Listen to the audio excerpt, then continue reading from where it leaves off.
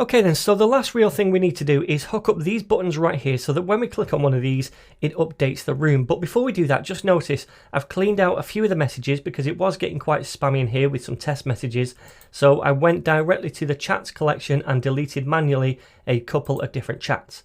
But anyway, now we need to set up these different rooms so that when someone clicks on one of these rooms, we clear these messages and we show only the messages from that room. So we're basically changing rooms. And what we need to do is attach event listeners to these things to do that. Now, what I'm going to do is not attach event listeners to these buttons directly, but attach an event listener to the parent and then use event delegation. And by that, I mean when we click anywhere inside this parent, check if the target element that we actually clicked was a button. If it was, then we're going to update the room. So first of all, let's get a reference to this. It has a class of chat room, so I'm just going to copy that. So we can go into app.js and get a reference to it. I'm going to call this rooms and set it equal to document.querySelector. And we want to paste in that class, chat rooms. Okay, so now we can set up an event listener on this rooms constant down here. So just above where we check for local storage, I'm going to make another comment now to say update the chat room. And underneath, I'm going to take the rooms. I'm going to add an event listener to them, and that is going to be a click event because ultimately we're clicking the buttons. I'm going to take in the event object as a parameter to the callback function because we need that to check what the target name was when we click on something. So we want to check if the event target was actually a button. Now again, let me just log this event object to the console so we can see it. So console.log e.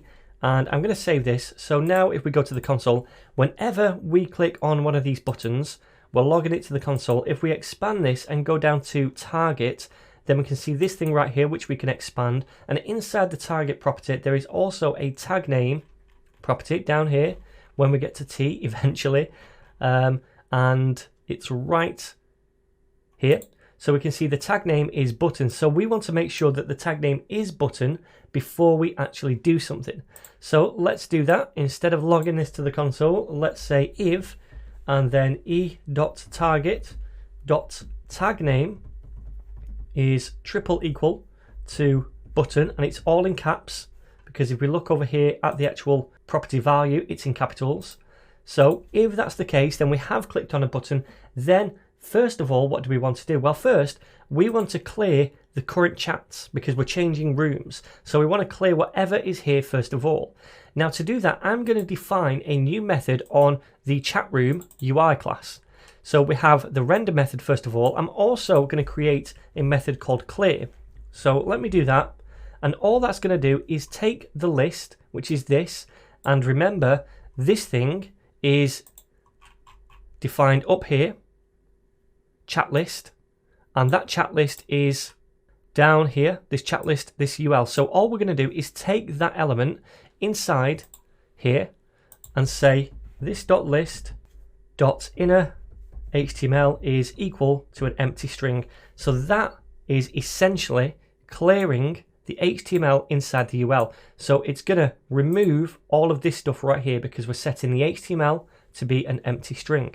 So that's going to happen now whenever we click on a button, but we need to call this method first of all. So let me save this, and inside app.js, let's come down here and we'll call that method. We have an instance of the chat UI class down here, so we'll grab that and paste it here. Then we'll call the clear method. Now I need to do that in lowercase, clear. Now what I'm going to do is just test this out in a browser so far. So if I click on something like music now, it's going to call that clear method and it's going to clear all those messages. Now the next step is to update the room that we're in, because we've clicked something and we've cleared the HTML, but we've not yet updated the room. And remember, we have a method on the chat class to do that. So what we could do is call this update room method right here. And that's what I'll do. I'll say chat room, which is our chat room instance down here. Then call the update room method. We need to pass in the new value for the room. Now, if you look inside the index file, whenever we click on one of these buttons, it has an ID, which is the value of that particular room. So what we can do is get this ID attribute and pass it into this method right here. So we can say e.target to get the button which was clicked, Then we want to get the attribute ID, and that gets us this value right here, general, gaming, music, or ninjas, depending on which one we click. So now we're passing that into update room, and update room over here is going to take that in. It's going to set this dot room equal to that new room that we pass in. Then it's going to log this to the console, and then finally it's going to unsubscribe from changes to the current room over here. So now it's no longer going to listen for changes to whatever room we're currently in. So that's a good thing, but we still need to set up a listener for the new room that we actually change to. And we can do that by just again calling the getChats method, because getChats is what sets these up. And now we've updated the room, so the room property up here has been updated to the new value. When we call getChats, it's going to look for documents with that room and listen for those. And obviously, when we first set up a listener, it's going to see all the current documents in that room as added types, and we're going to output them. So let me now come over here and say chatroom.getChats, and then we pass in a callback function. This callback function takes a parameter, which is the individual chat, because remember, over here in chat.js, we call that callback function and we pass in the document that we receive, because we're cycling through each document change. For each change, we're passing in that document data. So inside the callback function, we're getting that document data called chat, and then we're going to call chat UI, which is our instance of the chat UI class. Then we're going to use a method called render, which is going to render this to the DOM, this data. So we need to pass that in, chat like so.